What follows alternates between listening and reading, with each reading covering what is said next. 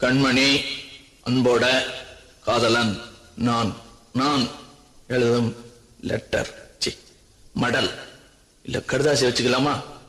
ஆனா கடிதமே இருக்கட்டும். படி. கண்மணி அன்போடு காதலன் நான் எழுதும் கடிதமே. பாட்டாவே படிச்சிட்டியா? அப்ப நானும் முதல்ல கண்மணி சொன்னல, இங்க பொன்மணி போட்டுக்க. பொன்மணி, உன் வீட்டுல சௌக்கியமா?